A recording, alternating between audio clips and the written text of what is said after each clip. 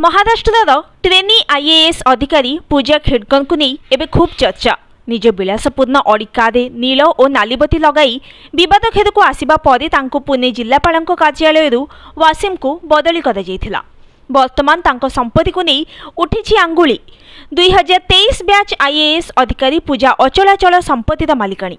आभिजातीय जीवनशैली में बंचुवा पूजा को बदली कर कार्य को नहीं तदंत निर्देश दि जाइछि। केंद्र सरकार जणिकिया कमिटी गठन करिसेंती। गणमाध्यम रिपोर्ट जनापड़ी जे आईएएस पूजांकर 110 एकर चाष जमी रही नाम 6टी प्लॉट और 7टी फ्लैट थिबा बेले 900 ग्राम सुना और हीरा अलंकार रही। पूजा 17 लाख टंकार सुना घंटा पिंधुंट। अड़ी A4 समेत पाखरे 4टी विलासपूर्ण कार रही। यह छड़ा 2टी घरोई कंपानी से भागीदार अछंती। पूजा एकाकी 17 कोटी टंका संपत्तिर मालिकाणी। सोशल मीडिया रे आईएएस पूजा को नहीं जोरदार चर्चा। एते कम दिन में पाखरे 17 कोटी टंकार संपत्ति केउठु आसिला ताहा आलोच्य प्रसंग पलटि। केवल संपत्ति नुहे विरोध में आहुरी अनेक अभियोग मध्य सामना को आसुछि।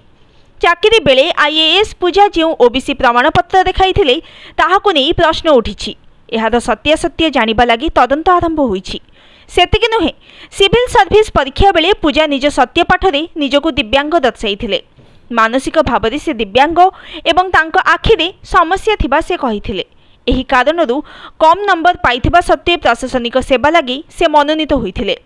एहाकु नै विवाद हेबा परे डाक्तरी परीक्षार सम्मुखीन हेबाकु कुहा जाइथिला।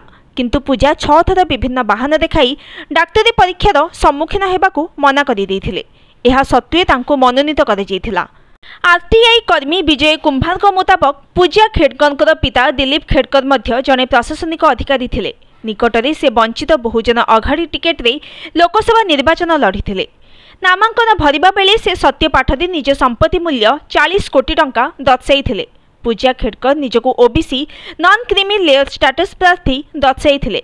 वर्तमान एहाको नै विवाद उपजिछि। पूजा खेडकर पुणे रे प्रोविजन आईएएस अधिकारी थिबा बेले निज क्षमतार दुरुपयोग करिथिबा अभियोग होइथिला।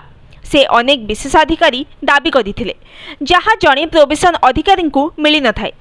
से निज अड़ी कार रे नील और नालीबती सहित वीआईपी नंबर प्लेट लगाइथिले। यह छड़ा एक सरकारी कार बासभवन ऑफिस रूम एवं अतिरिक्त कर्मचारी दाबी करिथिले। आहुरी भी अभियोग रही जे अतिरिक्त जिलापाल छुट्टी रे जिबा परे पूजा तांको चांबर उपरे कब्जा करी निज नेम प्लेट लगाई देथिले। एहाको नै पुणे जिलापाल राज्यर मुख्य सचिव को चिठी लिखि अभियोग करिथिले। एहा परे तांको पुणेरु वासिम को बदली कर जाइथिला। आईएएस पूजा को वासिम जिलापाल कार्यालय को बदली कर जाइथिबा जिलापाल भुवनेश्वरी एस स्पष्ट करिसेंती। इतिमध्यरे से कार्य रे जोग दैछंती। व्यक्तिगत कार नील और नालीबती लगाइबा अभियोग रे तांको विरोध कार्यानुष्ठान हेबो बोली पुणे पुलिस कमिशनर अमितेश कुमार कहिसेंती। Bureau report news today.